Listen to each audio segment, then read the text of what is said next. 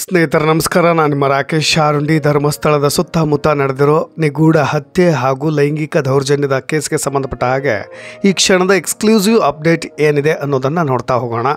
ದೂರ್ಧಾರ ಭೀಮ ಸಾಕ್ಷಿಯಾಗಿ ಬೋಡೆ ಸಮೇತ ಈಗಾಗಲೇ ಪೊಲೀಸರ ವಿಚಾರಣೆಯನ್ನು ಎದುರಿಸಿದ್ದಾಯಿತು. ಸತತ 8.5 ಗಂಟೆಗಳ ಕಾಲ ಬಿಡುವಿಲ್ಲದಂಥ ವಿಚಾರಣೆ. ಭೀಮನು ಕೂಡ ಇದರಿಂದ ಅಚ್ಚರಿಗೊಳಗಾಗಿದ್ದಂತೂ ಸತ್ಯ. ಕಾರಣ DIG MN ಅನುಚೇತ್ ಅಂಡ್ ಆಂತರಿಕ ಭದ್ರತಾ ವಿಭಾಗದ SP ಆಗಿರ್ತಕ್ಕಂಥ ಜಿತೇಂದ್ರ ಕುಮಾರ್ ದಯಾಮ ಅವರು ಆ ಟೀಮ್ ಪಟ್ಟು ಹಿಡಿದು ತಿಳಿದುಕೊಳ್ಳಬೇಕಾಗಿರ್ತಕ್ಕಂಥ ಎಲ್ಲ ಪ್ರಶ್ನೆಗಳನ್ನು ಯಾವುದೇ ಅಂಜಿಕೆ ಇಲ್ಲದೆ ಕೇಳಿದರು. ಉತ್ತರ ಪಡೆದೇ ತೀರಬೇಕು ಅನ್ನೋ ಹಠದಲ್ಲೂ ಕೂಡ SIT ಟೀಮ್ ಕೂಡ ಇತ್ತು. ಹಾಗೂ ಅನಿವಾರ್ಯವಾಗಿ ಈ ಕೇಸ್ನಲ್ಲಿ ಎಲ್ಲ ಗೊಂದಲಗಳಿಗೂ ಕೂಡ ನಿವಾರಣೆ ಆಗಬೇಕು, ಯಾವುದು ಕನ್ಫ್ಯೂಷನ್ಸ್ಗಳು ಇರಲೇಬಾರ್ದು ಅನ್ನೋದಕ್ಕೆ ಒಂದು ದೊಡ್ಡ ಪಟ್ಟಿಯನ್ನು ಮಾಡಿದರು ಅಂತ ಕಾಣಿಸುತ್ತೆ. ಹಾಗಾಗಿಯೇ ಆ ಕಾರಣದಿಂದಲೇ ಬೆಳಗ್ಗೆ 10:15ಕ್ಕೆ ವಿಚಾರಣೆ ಶುರು ಮಾಡಿದ್ದು. SIT ಟೀಮ್ ಬರೋಬ್ಬರಿ 8.5 ಗಂಟೆಗಳ ಕಾಲ ವಿಚಾರಣೆ ಕೂಡ ಮಾಡಿದೆ. ಎಲ್ಲೂ ಕೂಡ ಬಿಡುವು ಕೊಡದೆ ತತ್ಕ್ಷಣ ಆರಂಭದಲ್ಲಿ ಸ್ವಲ್ಪ ಊಟವನ್ನು ಕೂಡ ತರಿಸ್ಕೊಂಡು ಅಲ್ಲೇ ಊಟವನ್ನು ಮಾಡಿ ಮತ್ತೆ ಒಂದು ಬ್ರೇಕ್ ಕೊಟ್ಟು ಮತ್ತೆ ಕಂಟಿನ್ಯೂ ಆಗಿ ನಿರಂತರವಾಗಿ ಪ್ರಶ್ನೆಗಳನ್ನು ಕೇಳುವ ಕೆಲಸವನ್ನು ಕೂಡ ಪೊಲೀಸ್ನವರು ಮಾಡಿದ್ದಾರೆ.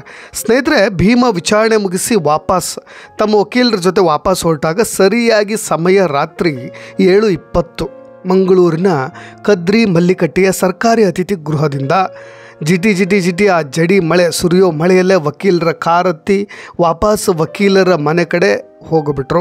ಸ್ನೇಹಿತರೆ, ಮುಸುಕು ಧರಿಸಿದ್ದಂಥ ದೂರ್ಧಾರ ಭೀಮ ಒಬ್ಬ ಮಹಿಳಾ ಲಾಯರ್ ಇದ್ದರು ಹಾಗೂ ಇನ್ನೊಬ್ಬ ಪುರುಷ ಲಾಯರ್ ಕೂಡ ಜೊತೆಗಿದ್ದರು. ವಿಚಾರಣೆಯ ಗೌಪ್ಯತೆಯನ್ನು, ಭೀಮ ಕೊಟ್ಟ ಉತ್ತರಗಳನ್ನು ಅನೇಕ ವಿಚಾರಣೆಗಳ ಸಂದರ್ಭಗಳಲ್ಲಿ ಈವನ್ ನಾವು ದರ್ಶನ್ ಕೇಸ್ಗೆ ಸಂಬಂಧಪಟ್ಟಾಗಿಯೂ ಕೂಡ ಸೀನಿಯರ್ ಪೊಲೀಸ್ ಆಫೀಸರ್ಗಳಿಂದ ಪಡೆದುಕೊಳ್ಳಬಹುದಾಗಿತ್ತು. ಗೊತ್ತಾಗ್ತಾ ಇತ್ತು ಏನೇ ಆಗಿದ್ರು ಕೂಡ. ಆದರೆ ಈ ಕೇಸ್ನಲ್ಲಿ ಸದ್ಯಕ್ಕೆ ಭೀಮ ಬಿಚ್ಚಿಟ್ಟ ಕೆಲವು ರಹಸ್ಯಗಳ ಬಗ್ಗೆ ಇನ್ನೂ ಆ ಕುತೂಹಲ ಹಾಗೆ ಉಳಿದಿದೆ. ಸ್ನೇಹಿತರೆ, ಸದ್ಯ ಈ ಮಧ್ಯಂತರ ವರದಿಯನ್ನು ಕೋರ್ಟ್ಗೆ ಸಲ್ಲಿಕೆ ಮಾಡಲಾಗುತ್ತೆ.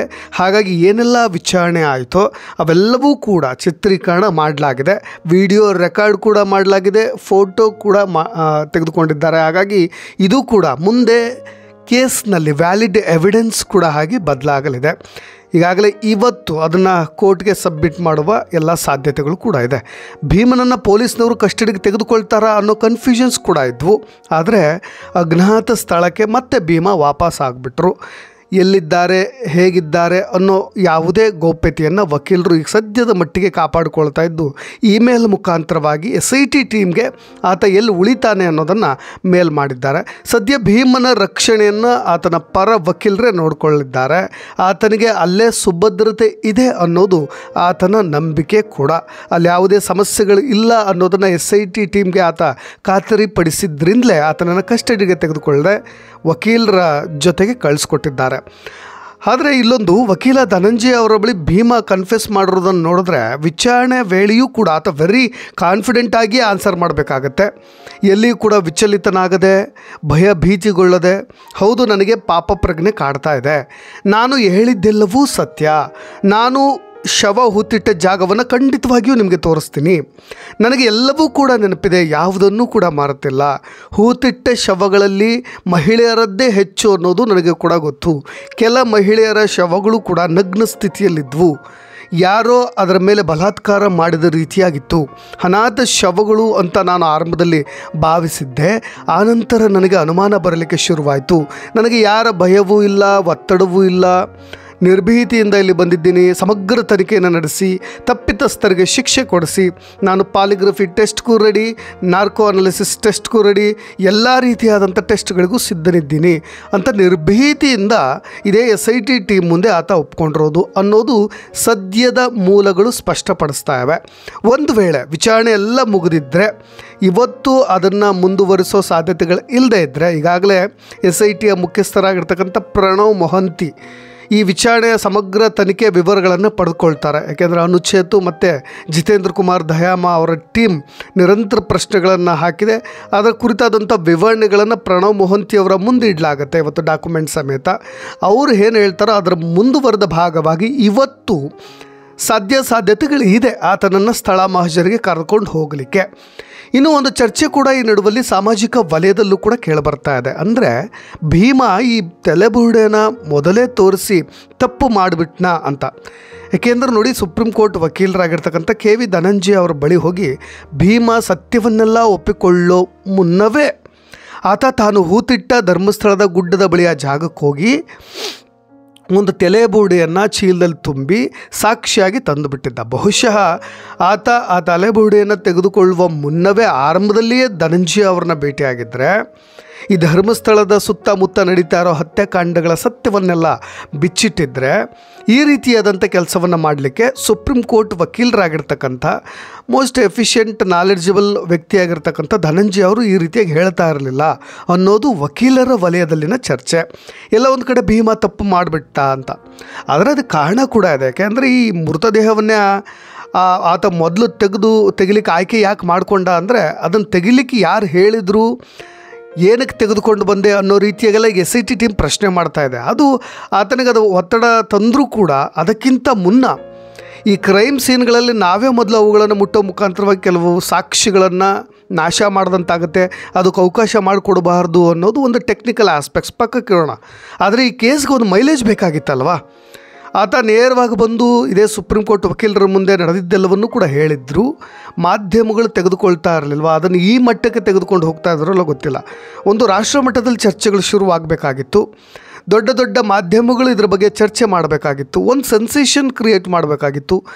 ಎಲ್ಲರೂ ಇದರ ಸೆನ್ಸಿಟಿವಿಟಿಯನ್ನು ಅರ್ಥ ಮಾಡ್ಕೊಳ್ಬೇಕಾಗಿತ್ತು. ಈವನ್ ಕೋರ್ಟ್ಗೂ ಕೂಡ ಇಲ್ಲಿ ಬುರುಡೆಯನ್ನು ಮೊದಲು ಸಾಕ್ಷಿ ರೂಪದಲ್ಲಿ ಕೋರ್ಟ್ಗೆ ಒಪ್ಪಿಸಬೇಕು ಅನ್ನೋದು ದೂರುದಾರ ಭೀಮನಿಗೆ ಚೆನ್ನಾಗಿ ಗೊತ್ತಿತ್ತು. ಅದಾದ ನಂತರವೇ ಈ ಕೇಸ್ ಬಹಳಷ್ಟು ದೊಡ್ಡ ಮಟ್ಟದಲ್ಲಿ ಚರ್ಚೆ ಆಗುತ್ತೆ ಅಂತ. ಆದ ಕಾರಣ ಈ ಪುಟ್ಟ ತಪ್ಪನ್ನು ಆತ ಮಾಡಿಬಿಟ್ಟಿದ್ದಾನೆ. ಎಲ್ಲವೂ ಕೂಡ ಒಳ್ಳೆಯದೇ ಆಗಿದೆ ಅನ್ನೋದನ್ನು ನಾವಿಲ್ಲಿ ಗಮನಿಸಬೇಕು. ಇನ್ನೊಂದು ಕಡೆ ಬೇರೆ ಬೇರೆ ರೀತಿಯಾದಂಥ ಹಿನ್ನಡೆ ಬಗ್ಗೆಯೂ ಕೂಡ ಅನೇಕರು ಚರ್ಚೆ ಮಾಡ್ತಾ ಇದ್ದಾರೆ. ಯಾಕೆಂದರೆ ಧರ್ಮಸ್ಥಳದಲ್ಲಿ ಹೂತ ಪ್ರಕರಣದ ತನಿಖೆಗೆ ರಾಜ್ಯ ಸರ್ಕಾರ ಒಂದು ಟೀಮ್ನ ನೇಮಕ ಮಾಡುತ್ತೆ. ಅದರಲ್ಲಿ ವಿಶೇಷ ತನಿಖಾ ತಂಡದಿಂದ SP CS ಸೈಮನ್ ಅವರು ತಮ್ಮನ್ನು ಹೊರಗಿಡುವಂತೆ ಪತ್ರ ಬರೆದಿರೋದು. ಯಾಕೆಂದರೆ ಒಂದು ಕಡೆ IPS ಅಧಿಕಾರಿ ಸೌಮ್ಯಲತಾ SIT ತಂಡದಿಂದ ಹೊರಗುಳಿಯುವುದಾಗಿ ಪತ್ರ ಬರೆದು ಕೇಳ್ಕೊಂಡಿದ್ರು ಅನ್ನೋ ಮಾತುಗಳು ಕೂಡ ಕೇಳಿಬಂದಿದ್ವು. ಅದಾದ ನಂತರ SP ಸೈಮನ್ ಕೂಡ ತಮ್ಮನ್ನು ತನಿಖಾ ತಂಡದಿಂದ ಕೈ ಬಿಡಬೇಕು ಅಂತೇಳಿ ರಿಕ್ವೆಸ್ಟ್ ಮಾಡಿದ್ರು. ಯಾಕೆಂದರೆ ಸೈಮನ್ ಅವರು ಧರ್ಮಸ್ಥಳ ಶಿಕ್ಷಣ ಸಂಸ್ಥೆಗೆ ಸೇರಿದಂಥ ಕಾಲೇಜಿನಲ್ಲೇ ಓದಿದ್ದು. ಆ ಹಿನ್ನೆಲೆಯಲ್ಲಿ ನಿಷ್ಪಕ್ಷಪಾತ ತನಿಖೆಗೆ ಯಾವುದೇ ರೀತಿಯಾದಂಥ ಅಡ್ಡಿ ಆಗಬಾರ್ದು. ಅವರಿದ್ದರೆ ಎಲ್ಲೋ ಒಂದು ಕಡೆ ಕೆಲವೊಂದು ವಿಷಯಗಳಲ್ಲಿ ಅವರಿಗೆ ಅದು ತುಂಬ ಅಳುಕು ಕೂಡ ಉಂಟಾಗಬಹುದು. ಅವ್ರಿಗೂ ಕೂಡ ಮಾನಸಿಕವಾಗಿ ಎಲ್ಲೋ ಒಂದು ಕಡೆ ಅವರು ಯಾವುದಕ್ಕೂ ಧೈರ್ಯ ತೋರದೆಯೂ ಕೂಡ ಇರಬಹುದು ಅನ್ನೋ ನೆಲೆಯಲ್ಲಿ ತನಿಖಾ ತಂಡದಿಂದ ಹಿಂದೆ ಸರಿತಿರೋದಾಗಿ ಮನವಿ ಸಲ್ಲಿಸಿದ್ರು. ಈಗಾಗಲೇ ಅವರು ಕೂಡ ಈ ಟೀಮ್ನಿಂದ ಹೊರಗುಳಿದಿದ್ದಾರೆ. ಒಟ್ಟಾರೆಗೆ ಪೊಲೀಸ್ ಅಧಿಕಾರಿಗಳು, ನಿವೃತ್ತ ರಾಜ್ಯ ಪೊಲೀಸ್ ಮಹಾನಿರ್ದೇಶಕರಾಗಿರ್ತಕ್ಕಂಥ ST ರಮೇಶ್ ಅವರು ಈ ಕುರಿತಾಗಿ ಒಂದು ಸ್ಟೇಟ್ಮೆಂಟ್ ಕೊಟ್ಟರು. ಅವರು ಏನೇ ಕಾರಣಗಳಿರಲಿ ಅದನ್ನು ಒಪ್ಕೊಳ್ಬೇಕು. ಪತ್ರ ಬರೆದಿರ್ತಕ್ಕಂಥ ಅಧಿಕಾರಿಗಳು ತನಿಖೆಯಲ್ಲಿ ತುಂಬ ಎಫಿಷಿಯೆಂಟ್ ಕೂಡ ಆಗಿರ್ಬೋದು, ಅವರು ತುಂಬ ಪರಿಣಿತಿ ಕೂಡ ಹೊಂದಿರ್ಬೋದು. ಆದರೆ ಆ ಕಾರಣಕ್ಕೋಸ್ಕರನೇ ಅವ್ರನ್ನ ನೇಮಕ ಮಾಡಿರ್ತಾರೆ. ಆದರೆ ಯಾರನ್ನೇ ಆಗಲಿ ಒತ್ತಾಯಪೂರ್ವಕವಾಗಿ ನಾವು ಟೀಮ್ನಲ್ಲಿ ಮುಂದುವರಿಸೋಕೆ ಸಾಧ್ಯವಿಲ್ಲ. ಒತ್ತಾಯ ಮಾಡಿ ತಂಡಕ್ಕೆ ಸೇರಿಕೊಂಡಾಗ ತನಿಖೆಯ ಮೇಲೆ ಪರಿಣಾಮ ಕೂಡ ಬೀರಬಹುದು. ಇಬ್ಬರು ಅಧಿಕಾರಿಗಳು ವೈಯಕ್ತಿಕ ಕಾರಣ ನೀಡಿ ಹಿಂದೆ ಸರಿದಿರಬಹುದು, ಅದನ್ನು ಒಪ್ಪಿಕೊಳ್ಳಲೇಬೇಕಾಗತ್ತೆ. ರಾಜ್ಯದಲ್ಲಿ 100ಕ್ಕೂ ಹೆಚ್ಚು SP ದರ್ಜೆ ಅಧಿಕಾರಿಗಳಿದ್ದಾರೆ. ಅವರಲ್ಲಿ ಯಾರನ್ನು ಬೇಕಾದರೂ ನೇಮಿಸ್ಕೊಳ್ಬೋದು, ಅದರಲ್ಲೇನು ನೋ ಪ್ರಾಬ್ಲಮ್. ಅದರ ಸರಿಯಾದ ಕಾರಣವನ್ನು ಕೊಟ್ಟು ಅವರು ಹೊರಗುಳಿದ್ರೆ ಏನು ತೊಂದರೆ ಇಲ್ಲ ಅನ್ನೋ ರೀತಿಯಾಗೂ ಕೂಡ ಮಾತನಾಡಿದ್ರು. ಹಾಗಾಗಿ ಸೈಮನ್ ಅವರು ವಾಪಸ್ ಹೋಗಿದ್ದು ಯಾವುದೇ ರೀತಿಯಾದಂಥ ಏನು ನಷ್ಟ ಏನಿಲ್ಲ. ಆದರೆ ಇನ್ನೂ ಹೊಸ ಟೀಮನ್ನು ಸೇರಿಸ್ಕೊಳ್ಳೋದ್ರ ಮುಖಾಂತರ ಒಂದು ನಿಷ್ಪಕ್ಷಪಾತವಾದಂಥ ತನಿಖೆ ನಡೆದಕ್ಕೆ ಇನ್ನೊಂದಿಷ್ಟು ಸಹಕಾರ ಕೂಡ ಆಗುತ್ತೆ ಅನ್ನೋದು. ಸ್ನೇಹಿತರೆ, ಇದರ ಜೊತೆಗೆ ಇವತ್ತು ಯೂಟ್ಯೂಬರ್ಗಳು ಜೊತೆಗೆ ಸೋಷಿಯಲ್ ಮೀಡಿಯಾಗಳು ಒಂದು ಒಮ್ಮತದ ನಿರ್ಧಾರವನ್ನು ಕೂಡ ತೆಗೆದುಕೊಂಡವು. ಯಾಕೆಂದರೆ ಸೌಜನ್ಯ ಕೊಲೆ ಕೇಸ್ ಆಗಿರ್ಬೋದು, ಹತ್ಯೆ ಪ್ರಕರಣಕ್ಕೆ ಸಂಬಂಧಪಟ್ಟಂಗೆ ಆಗಿರ್ಬೋದು, ಈ ಧರ್ಮಸ್ಥಳದ ಸುತ್ತಮುತ್ತ ನಡೆದಿದೆ ಎನ್ನಲಾದಂಥ ಸರಣಿ ಕೃತ್ಯಗಳ ವರದಿ ಮಾಡೋ ವಿಚಾರದಲ್ಲಿ ಕೋರ್ಟ್ ಒಂದು ಆರ್ಡ್ರ್ ಕೊಟ್ಟಿತ್ತು. ಆದರೆ ಇದ್ರ ಜೊತೆಗೆ ಕೋರ್ಟ್ ಆದೇಶವನ್ನು ನಾವು ಪಾಲನೆ ಮಾಡ್ತೀವಿ, ಇದ್ರ ಜೊತೆಗೆ ಸತ್ಯ ಸುದ್ದಿಯ ಪ್ರಸಾರವನ್ನು ಕೂಡ ಮುಂದುವರಿಸ್ಕೊಂಡು ಹೋಗ್ತೀವಿ ಅನ್ನೋ ನಿರ್ಣಯಕ್ಕೆ ಡಿಜಿಟಲ್ ಮಾಧ್ಯಮಗಳು, ಯೂಟ್ಯೂಬರ್ಗಳು ಒಮ್ಮತದ ನಿರ್ಣಯವನ್ನು ತೆಗೆದುಕೊಂಡಿರೋದು. ನ್ಯಾಯಾಂಗ ಕೊಟ್ಟಿರ್ತಕ್ಕಂಥ ಆದೇಶವನ್ನು ಗೌರವ ಮಾಡ್ತಾ ಪತ್ರಿಕಾ ಸ್ವಾತಂತ್ರ್ಯ ಮತ್ತು ಸಾರ್ವಜನಿಕ ಹಿತಾಸಕ್ತಿಯ ರಕ್ಷಣೆಗೆ ನಾವೆಲ್ಲರೂ ಕೂಡ ಬದ್ಧರಾಗಿದ್ದೀವಿ ಅಂತ ಹೇಳಿ ಸ್ವತಃ ಎಲ್ಲರೂ ಕೂಡ ಒಂದು ಸಭೆಯನ್ನು ಸೇರಿ ಒಂದು ಘೋಷಣೆಯನ್ನು ಕೂಡ ಮಾಡಿರೋದು. ಯಾಕೆಂದರೆ ಈ ಧರ್ಮಸ್ಥಳ ದೇವಾಲಯಕ್ಕೆ ಸಂಬಂಧಪಟ್ಟ ಹಾಗೆ ಅಲ್ಲಿರ್ತಕ್ಕಂಥ ಕಾರ್ಯದರ್ಶಿಗಳು, ಸಿಬ್ಬಂದಿಗಳು ಎಲ್ಲರೂ ಕೂಡ ಈ ಸೋಷಿಯಲ್ ಮೀಡಿಯಾದಲ್ಲಿ ಹರಿದಾಡ್ತಾ ಇರ್ತಕ್ಕಂಥ ಮಾನಹಾನಿಕರ ಹೇಳಿಕೆಗಳನ್ನು ಆಕ್ಷೇಪಿಸಿ ಕೋರ್ಟ್ಗೆ ದಾವೆ ಹೋಗಿದ್ದರು. ಈ ದಾವೆಯಲ್ಲಿ 4140 YouTube video, 932 Facebook post, 3584 Instagram post, 108 ಆರ್ಟಿಕಲ್ಸ್ಗಳು, 37 Reddit ಪೋಸ್ಟ್ಗಳು, 41 ಟ್ವೀಟ್, 8848 ಲಿಂಕ್, ಇವೆಲ್ಲವುಗಳು ನಿರ್ಬಂಧ ಮಾಡುವಂತೆ ಅವರು ಕೋರಿಕೆ ಸಲ್ಲಿಸಿದರು. ಒಟ್ಟಾರೆಯಾಗಿ ಧರ್ಮಸ್ಥಳ ಠಾಣೆಯಲ್ಲಿ ದಾಖಲಾಗಿರ್ತಕ್ಕಂಥ FIRನಲ್ಲೂ ತಮ್ಮ ವಿರುದ್ಧ ನೇರ ಆರೋಪಗಳು ಇಲ್ಲದೇ ಇದ್ದರೂ ಕೂಡ ಒಂದು ವ್ಯವಸ್ಥಿತವಾಗಿ ಅಪಪ್ರಚಾರ ಮಾಡಲಾಗ್ತದೆ ಒಬ್ಬ ವ್ಯಕ್ತಿಯನ್ನು ಇಟ್ಟುಕೊಂಡು ಅನ್ನೋದು ಅವ್ರ ವಾದ ಆಗಿತ್ತು.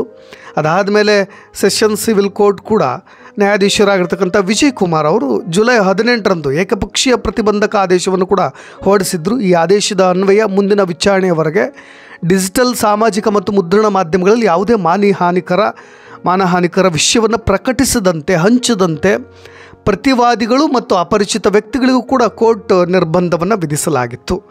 ಇದಾದ ಮೇಲೆ ಒಂದಿಷ್ಟು ಯೂಟ್ಯೂಬರ್ಗಳು, ಡಿಜಿಟಲ್ ಮಾಧ್ಯಮದ ಪ್ರತಿನಿಧಿಗಳು ಎಲ್ಲರೂ ಕೂಡ ಒಂದು ಸಭೆಯನ್ನು ಸೇರಿ ಈ ಕಾನೂನು ಹೋರಾಟವನ್ನು ಒಗ್ಗಟ್ಟಿನಿಂದ ಮುಂದುವರಿಸೋದ್ರ ಬಗ್ಗೆ ಸರ್ವಾನುಮತ ನಿರ್ಣಯವನ್ನು ತೆಗೆದುಕೊಳ್ಳಲಾಗಿದೆ.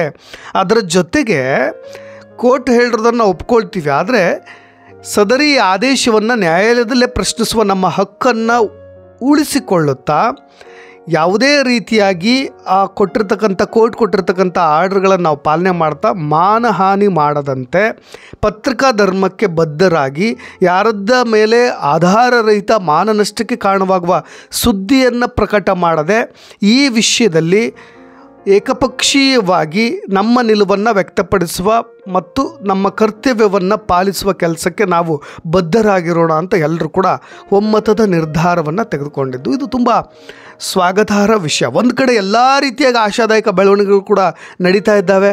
ಇವತ್ತು ಏನಾಗುತ್ತೆ ಅನ್ನೋದ್ರ ಕುರಿತಾಗಿ ಮತ್ತೆ ಅಪ್ಡೇಟ್ಸ್ಗಳೊಂದಿಗೆ ಬರ್ತೀನಿ. ನಾನು ರಾಕೇಶ್ ಆರುಂಡಿ. ಧನ್ಯವಾದ.